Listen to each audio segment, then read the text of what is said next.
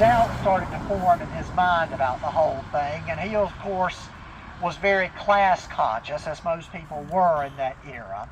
And he was as prominent as anyone in town. His father had been governor, and in fact his father was still alive at that time. He's buried over in Salem. But apparently on the occasion of the touch test, all these people, including very prominent people, were being accused, and he had signed several arrest warrants, and finally he just threw up his hands and said, "I will sign no more warrants." So the afflicted kids started yelling, "He's a wizard," which was the term given to a male witch. So he and his wife Anne fled the area and spent some time in New Hampshire. And then they stayed away until the very end of the year, and because there were 4 petitions that circulated all together, they didn't sign the first 3, but the 4th one, which was either at the very end of 1692 or early 1693, they did sign.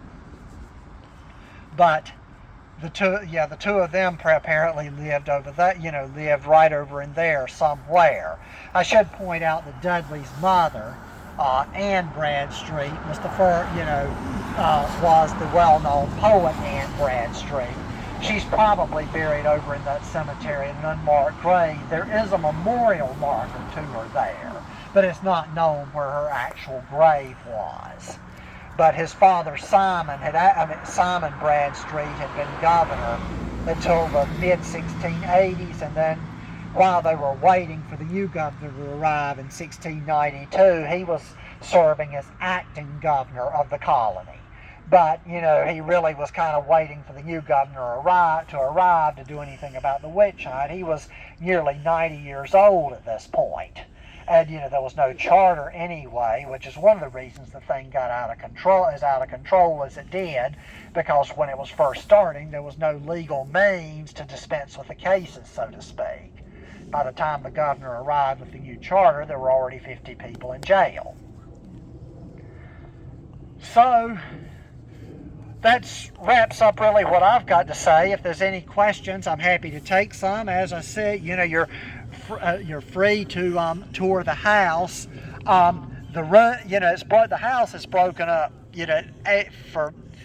by different time periods. The room in the upper floor on the left from here is the one that's, designated as being from the time of the Reverend Barnard.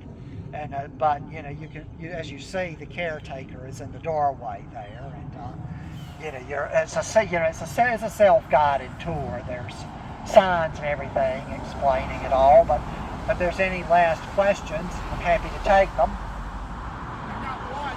Yep. It's sort of a comment from a question.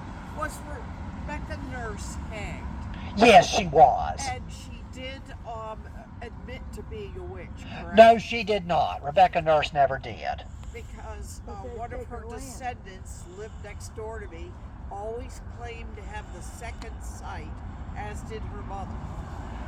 Just saying. Yeah, she never admitted it. I don't know. I think that's. Just like Dallas But Who actually, I'll ask your question. Then that is actually what is often said about Giles Corey. But the reality is that people who were convicted, their land was not taken. It passed on to their heirs just like anything else. In fact, John Proctor and George Jacobs both wrote their wills while awaiting execution, and their land was passed on to their heirs. What could be taken were personal items, like furniture and whatever, because when people were jailed at that time, even if acquitted, they were expected to pay for their own upkeep, and if they couldn't, the sheriff would go and take their property. But again, it's personal items, not land.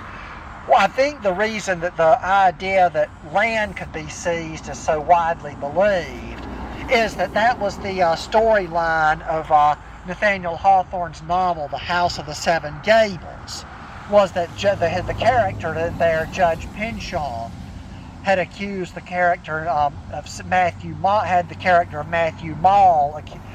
executed for witchcraft because he wanted his land. Judge Pynchon was based on, obviously, Judge Hathorne, who was Nathaniel Hawthorne's ancestor. And it's widely thought, actually, that Matthew Ball may very well have been based on Samuel Wardwell, who I was talking about earlier. Because Wardwell was a carpenter, and although it's not definitely proven, there is some thought that he could have had a hand in the construction of the House of Seven Gables. But Giles Corey apparently just did not want to die as a convicted felon, and was also just did not want to, he knew he was going to get, everybody at that point who came to trial was getting convicted. And so he just stubbornly refused to, and he did plead innocent, but then you were when asked how will you be tried, you were supposed to say either by king and country or by God and country. He refused to acknowledge the court's right to try him. And of course ended up, having this plank across his chest with stones piling on. Mm-hmm.